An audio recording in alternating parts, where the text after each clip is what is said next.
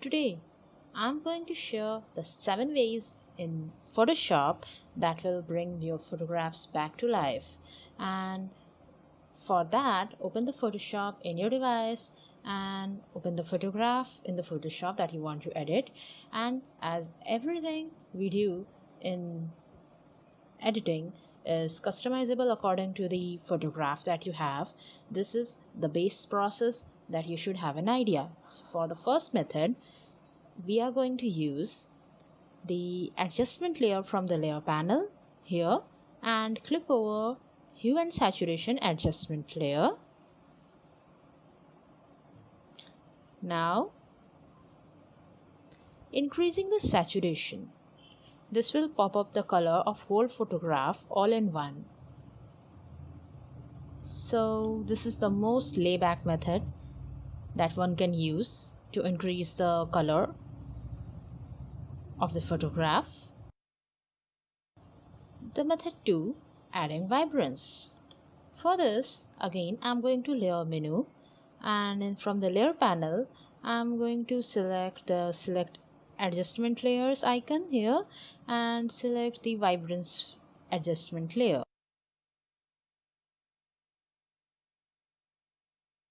You will see there is the saturation slider, there is the vibrance slider, and see how vibrance is increasing the color but not too much. It is still in a subtle case.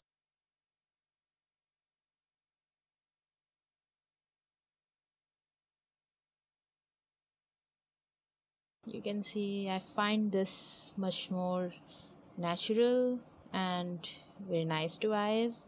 Let's see how what saturation here is doing. And first I'm increasing it all the way up. Oops, it's just burning everything.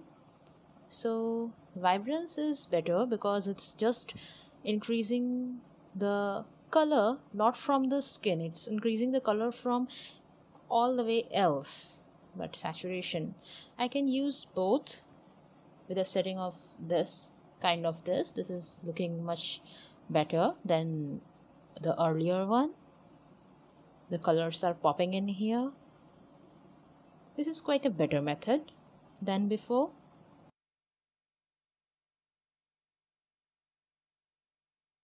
Method 3, selective color plopping. So for this, again I'm going to select the hue saturation layer adjustment.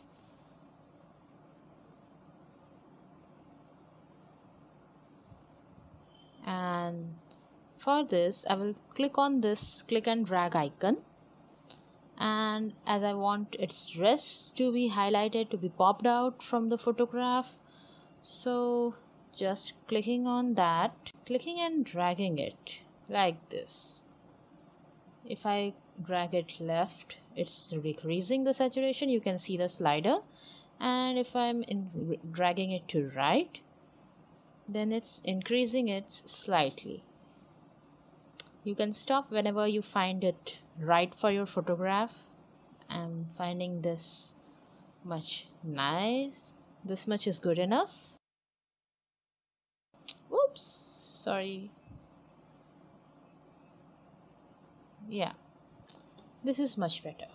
So this way it's just popping up the particular color from whole photograph, not all them.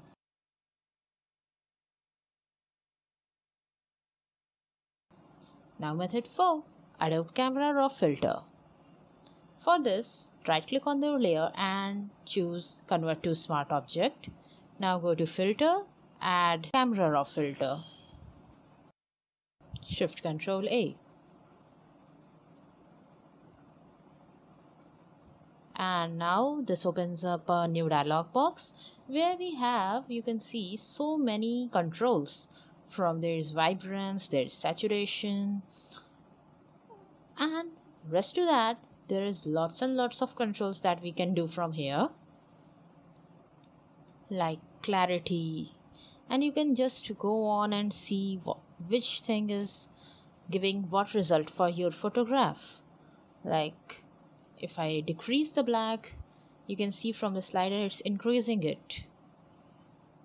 It's increasing the black quantity or the black quality in our photograph.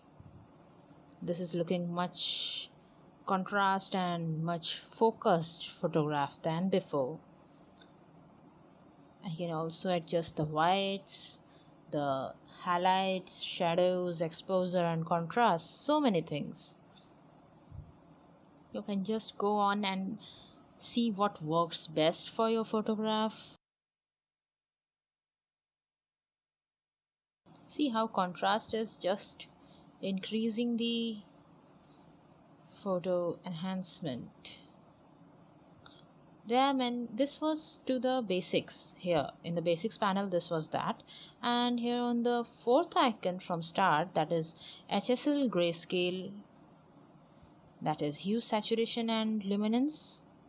So you can see there are so many colors that you can control, like which color you want to highlight, or if you want to turn your yellows to orange and oranges to red, you can do that from here. But for present scenario, this is oranges as earlier should be, and green, I think green I will go to not the greener but yellowish. You can also increase the luminance, that is the brightness of that particular color, or increase the saturation of that particular color, whichever you want to pop up more than others. So there are too much for within this camera raw filter. For right now, this much is good enough, which a basic knowledge that we could create a better photograph with. I'm happy with the results here that I see. So I can anytime hit OK and close this dialog box. And this filter will be applied to my original image like this, as we have done in a smart object layer. As a smart object, we have already converted our image, then this filter is applied above it. We have not destructed our original photograph. We can get back to it anytime like this, switching off and on the filters.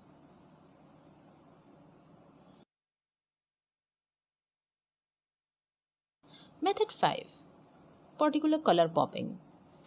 Let's take this image for an example where we have all the things particularly saturated and seamlessly nice, but the jacket, the color of her jacket is still not that good. So I'm selecting the quick selection tool, and with the add to selection from the menu, I'm just dragging it on the backgrounds, rest then her jacket. I've selected everything easily, and now I'm just going to hit Ctrl Shift I to inverse the selection, and now go to with the eyedropper tool.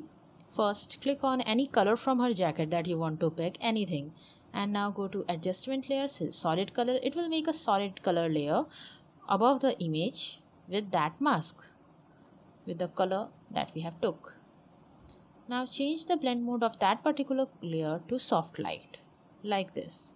You can see it was earlier, it's now. It's too much different, And if you can also want to change much more bright, if you want to make, then you can change the blend mode to overlay. It will give a darker lighting effect, and you can anytime change the opacity. So here's the after and before. You can have a look. Complementary colors. First of all, what are the complementary colors? The red and green, blue and yellow, or you can say orange, depending on what blue it is. These are all the different complementary colors. For example, let us take this photograph.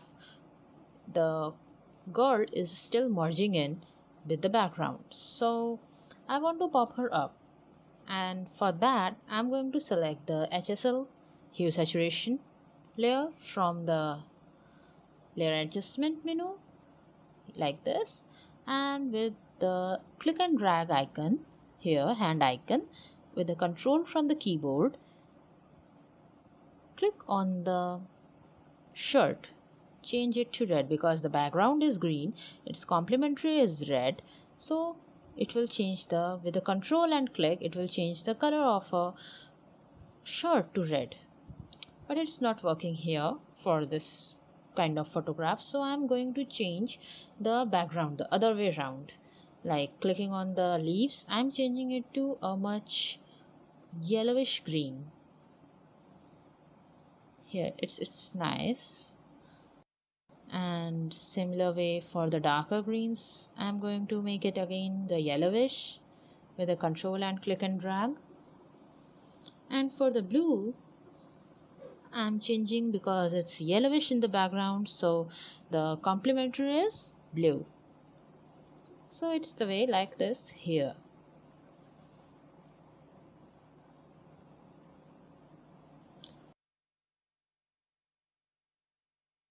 Method 7. Desaturation and pop.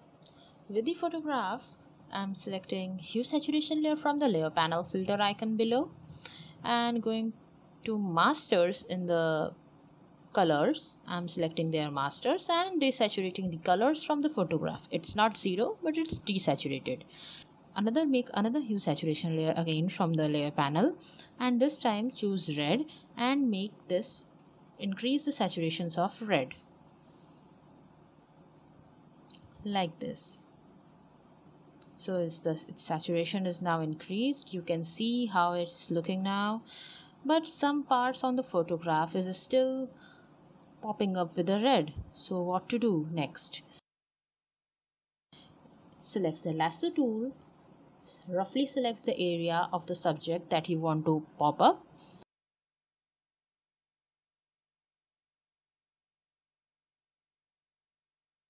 and make a mask layer like this from the layer panel.